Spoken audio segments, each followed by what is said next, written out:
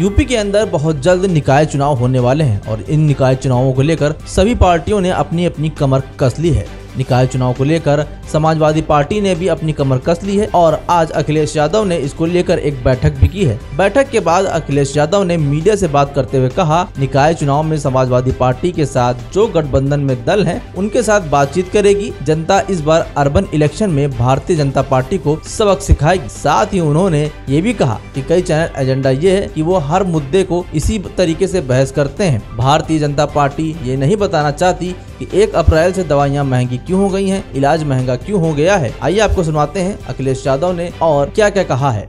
जो निकाय चुनाव हैं, समाजवादी पार्टी के साथ जो गठबंधन में दल हैं उनके साथ बातचीत कर के और कोशिश करेगी समाजवादी पार्टी में जो ज्यादा से ज्यादा चुनाव लड़े।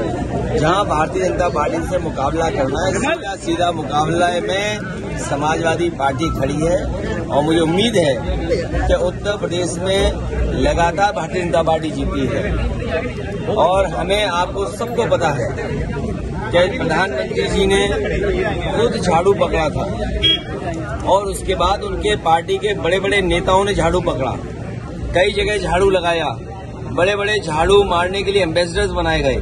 लेकिन आज सच्चाई ये है कि कूड़ा भरा पड़ा है, नाले भरे पड़े हैं, शहरों में गंदगी है। जब कभी भी डेंगू होता है, डेंगू से अक्सर वहीं डेंगू ज्यादा हुआ है जहां बीजेपी के चेयरमैन थे या बीजेपी के मेयर थे।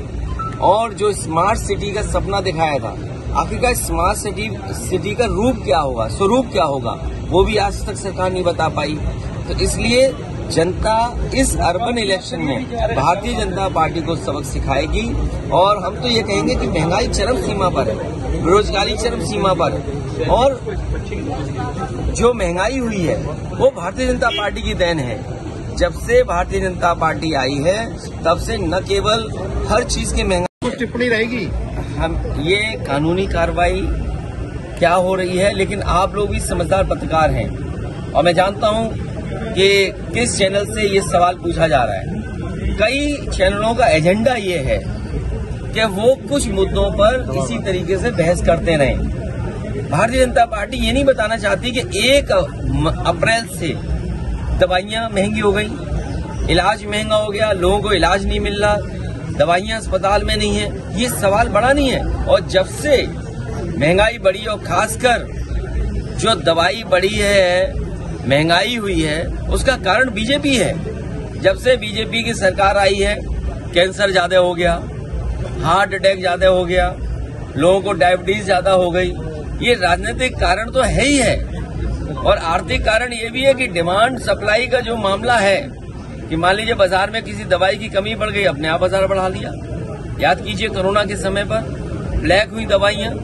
तो भारतीय जनता पार्टी जब से आई है तब से दवाइयां भी महंगी हो गई और इलाज भी लोगों को नहीं मिल पा रहा है। सर आखिरी और काफी आगजनी हुई, बंगाल में भी दंगे हुए, इसका दोषी कौन है?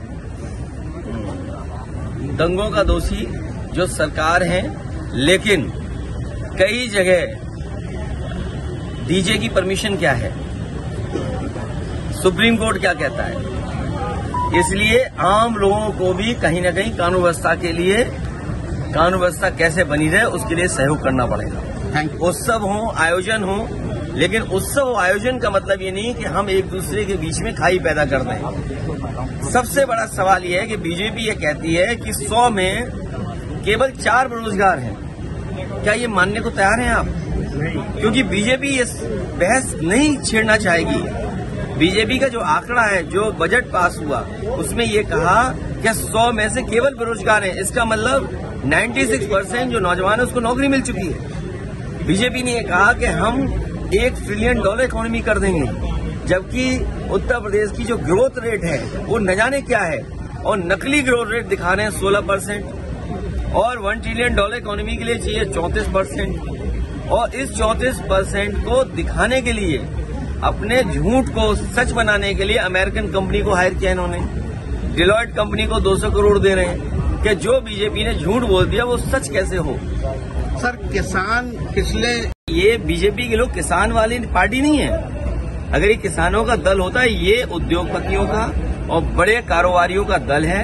इनका हर फैसला बड़े उद्योगपति, बड़े कारोबारियों की मदद का है और इसीलिए आपने देखा होगा इन्होंने एक अपने उद्योगपति मित्र की इतनी मदद की कि दुनिया में 2 नंबर पे पहुंच गया। लेकिन एक रिपोर्ट आई, फर्जी बढ़ाया था, वो कहां धराशायी हो गया। ये उद्योगपतियों की मदद कर रहे हैं, ये किसानों के शुभचिंतक नहीं है। आज जब गेहूं खरीद तैयारी होनी है, न बोरा है, न इंतजाम है, न खरीद की तैयारी है, तो बताओ किसान को कैसे मदद पहुंचेगी। बीजेपी कह रही है सब भ्रष्टाचारी एक मंच पर आ रहे हैं, इसमें क्या? हाँ, ये तो अच्छी बात है क्योंकि बीजेपी से बड़ा भ्रष्टाचारी कोई नहीं है। आज जब से मुख्यमंत्री जी ने कहा कि आम आदमी की आय दोगुनी हो गई, वो अपने अधिकारियों की आय बता रहे थे, अपने कर्मचारियों की आय बता रहे थे। ये जो पुलिस की आय बढ़ी है, क्यों बढ़ी है? ये इसीलिए बढ़ी है क्योंकि भारतीय जनता पार्टी ने खुली छूट दी भ्रष्टाचार को। एक अभी खबर आ रही थी कि किसान अपनी जमीन को लेकर के, एक विवाद को लेकर के खून से चिट्ठी लिखी, नस काट ली और उसका परिणाम क्या, उसकी जान चली गई। इस सरकार में आप न्याय की उम्मीद नहीं कर सकते। और भ्रष्टाचार जो बढ़ा है वो मुख्यमंत्री ने खुद बताया है कि आय दोगुनी हो गई। आम जनता की आय दोगुनी नहीं हुई, इनके अधिकारी और कर्मचारियों की आय दोगुनी हो गई। सर, बहुत से